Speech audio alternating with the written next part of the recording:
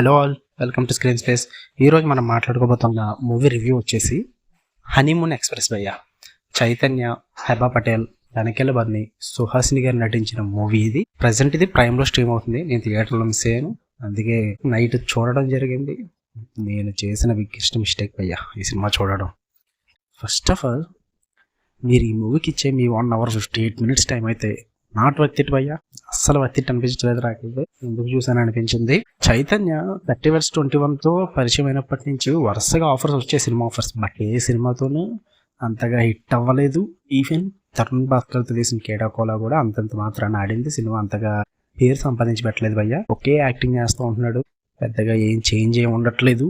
అలా వరుసగా వచ్చే సినిమాల్లోని ఇది ఒక సినిమా, హనీమూన్ ఎక్స్ప్రెస్. సరే, ఇందులో ఏమైనా చేశారేమో, హెబా పటేల్ ఉన్నారు, తనికెళ్ళ బర్ని ఉన్నారు, సరే చూద్దామని చెప్పి చూసా.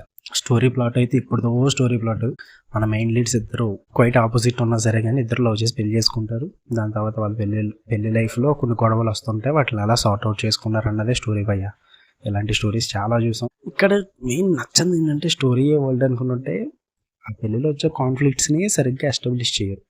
వాటిని ఎస్టాబ్లిష్ చేయకుండా వీళ్ళు ఏదో సాల్వ్ చేసుకుంటున్నారని చెప్తారు. అసలు ఇంతకీ కాన్ఫ్లిక్ట్ ఏమొచ్చింది, వీళ్ళు ఏం సాల్వ్ చేసుకుంటున్నారన్న క్లారిటీ కూడా మనకి ఇవ్వరు భయ్య. అంత వరస్ట్గా తీశారు. మినిమం కొన్ని సీన్స్ కూడా నాకేం నచ్చాయి అని ఏం లేదు. పట్టిన అయితే ఓన్లీ గ్లామర్ సీన్స్ కోసం, కిస్సింగ్ సీన్స్ కోసమే తీసుకున్నారు అనిపించింది. ఇంకా హీరో యాక్టింగ్ అయితే సేమ్ అదే అమాయకమైన ఫేస్ పెట్టి, లుక్స్ కూడా ఏం మార్చకుండా అదే యాక్టింగ్. ఏం నచ్చలేదు నాకు. ఇంకా తనికెళ్ళ బర్రి కానీ సుహాసిని కానీ అయితే నేను చెప్తున్నా, అంత పెద్ద యాక్టర్స్కి ఎలాంటి రూల్స్ ఇవ్వడం, ఎలాంటి సీన్స్ చేయించడం అనిపించింది.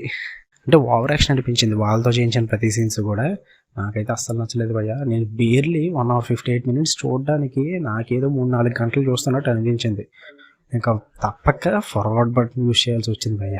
ఇంత రాడ్లో ఇంకా మ్యూజిక్లు ఇలాంటివి నేనేం పట్టించుకోలేదు భయ్య. ఆబ్వియస్లీ మూవీ నాకైతే నచ్చలేదు. ప్రైమ్లో తెలుగులో స్ట్రీమ్ అవుతుంది, మీరు వెళ్ళి చూద్దాం అనుకుంటే ట్రై చేయండి. ఫ్యామిలీతో అయితే వాచబుల్ అని చెప్పాను, ఎందుకంటే కిస్సింగ్ సీన్స్ గట్రా ఉంటాయి కొంచెం, సో అంతగా ఫ్యామిలీ వాచబుల్ కాదు. దేనికోసం అన్నా చూద్దామంటే అబ్బాయి ఏం లేవు భయ్య. హనీమూన్ ఎక్స్ప్రెస్ అని తీసేసి చెప్పాను, తమిళనాడులో చూసి ఉంటారు, అస్సాం ఎక్స్ప్రెస్ అని పెట్టాల్సిందే.